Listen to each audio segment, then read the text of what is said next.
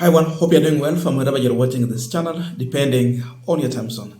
Now, most of you have witnessed the swearing in of Kindiki that took place at KICC, and the speeches that were given there by Musalia Mudavadi, Kindiki himself, William Samoei Ruto, and whoever also got a chance to address the Kenyan people.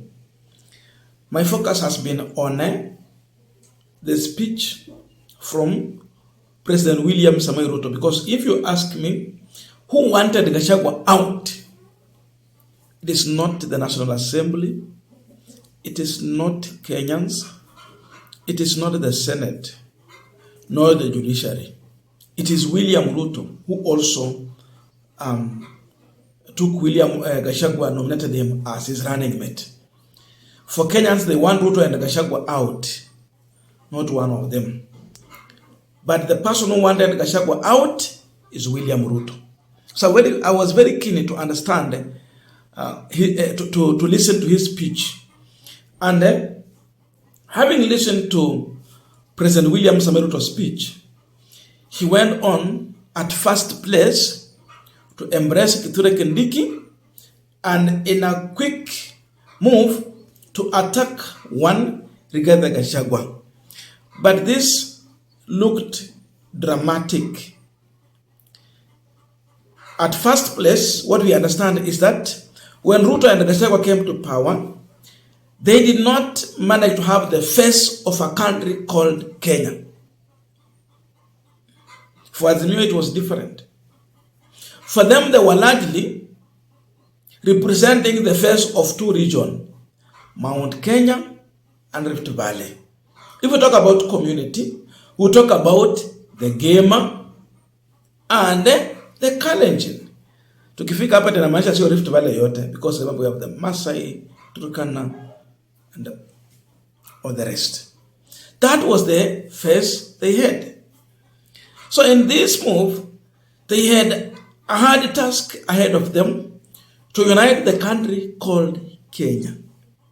The question is, who managed to unite the country called Kenya? Is it Ruto or Gachagwa, and how?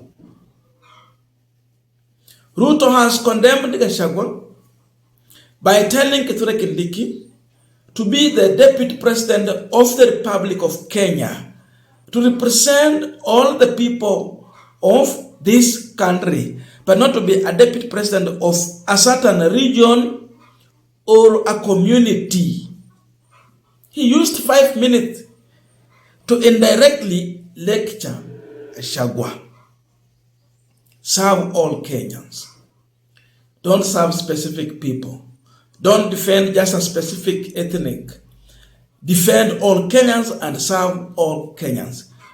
Yes, we know Gachagwa seems to have reduced himself to a Mount Kenya deputy president.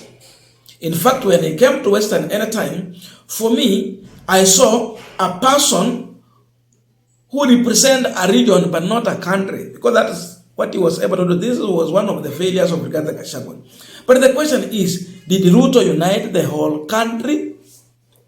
In my own view, I can tell you that William Samoei Ruto, through his worth, he united the country called Kenya. But the same William Samoei Ruto, through his action, he divided the country called Kenya. Just go and look on the appointment that William Ruto made. Kama si Mkalenjin ni Mkikuyu.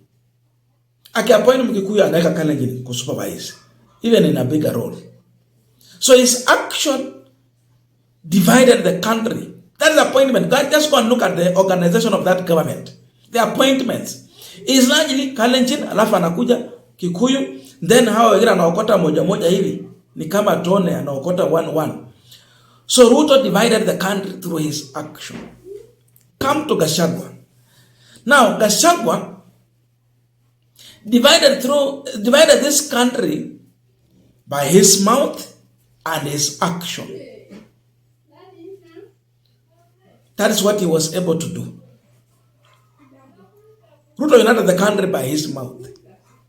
but divided it through his action. Gachagwa, both the mouth and action. So what you have to understand is that action speaks louder than the words. So Ruto's action was divisive. He divided the country, but he's here to lecture Gachagwa on the same. These are politicians now playing with our minds. None of them mean good for this country. Gachagwa was the worst. William Ruto is the worst. That's my view. But he's here lecturing Gachagwa to tell Kenya that this is the reason why we wanted Gachagwa out. Maybe if Kindiki would try and bring a different image than what we had that was being represented by Rigathi Gachagwa. So without wasting time, I want to leave here with a video from William Ruto. You listen to what he was able to tell Gachagwa indirectly through Kindiki. But I have a humble and quick request to you. I have been running a program here trying to raise funds to help a church complete its church building. They began the construction and they reached somewhere near the Linton, but they got stuck. And so I went there to help them finish the Linton. Then I also got them 150 frames to do the roofing. The problem is that they don't have iron sheets, and they need about 75 iron sheets for them to roof that church. That's the problem. So my humble request, kindly help us to realize the dream of the church members of this church. We've been able to get some help from a good number of you, and as of now, we have 16,200 Kenyan shillings. And the latest people who have sent in their contribution is, I will just mention one name, Benson, Henry, and Charles. Thank you so much. The other names I had mentioned earlier. Let us keep on doing this, and we still have an open window up to 10th of this new month of November. So you can send your contribution through the number 0708340092. The name is Charles Inangungwa. That's my number, and I want to thank everyone who has already done so. Thank you so much. Listen to William Samoei Ruto and kindly drop your comment.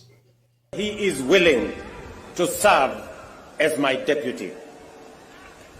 Professor,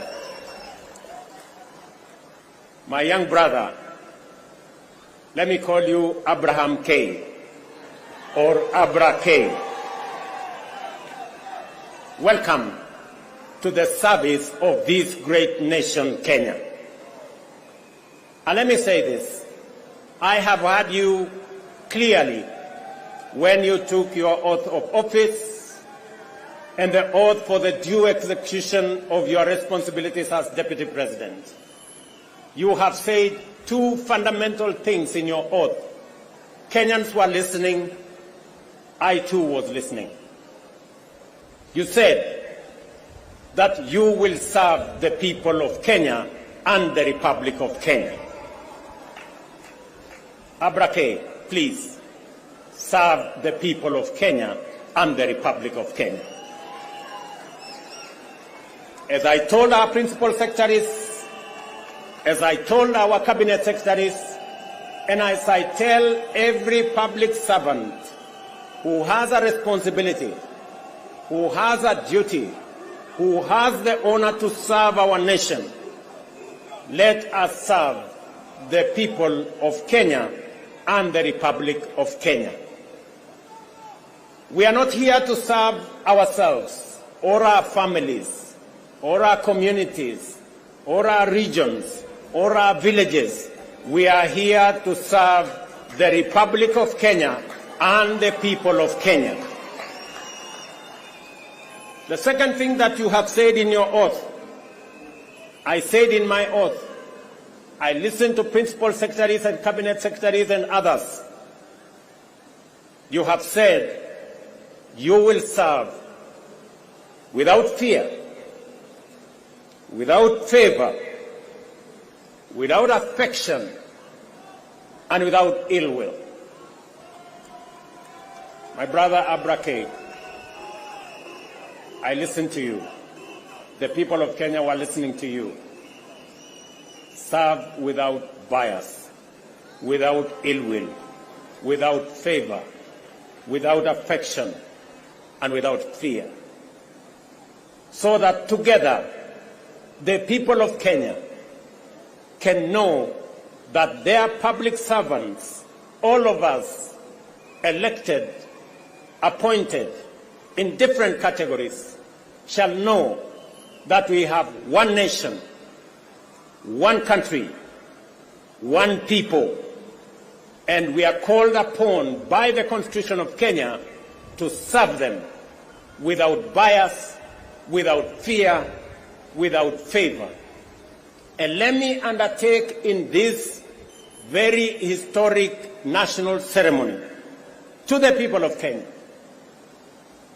And I say this as MCAs listen to me, as members of parliament listen to me, as members of the executive listen to me, those in the judiciary and those in the executive, that the people of Kenya, it doesn't matter, those who live near our oceans, near our lakes, in our mountains, in our valleys, in our arid and semi-arid areas, they are one people, one great nation called Kenya.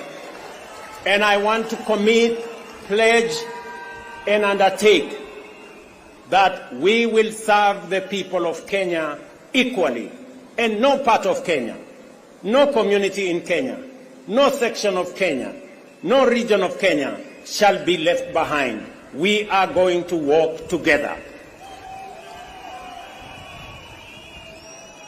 I say this to our representatives. Every MCA knows that they were never voted by all the people in their ward.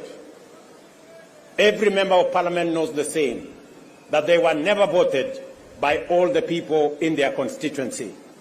And so does my friends governors.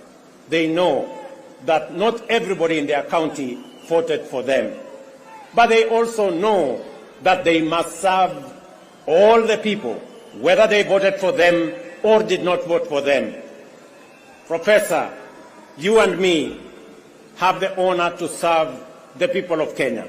And as I have said before, we will serve the people of Kenya equally, those who voted for us and those who did not vote for us.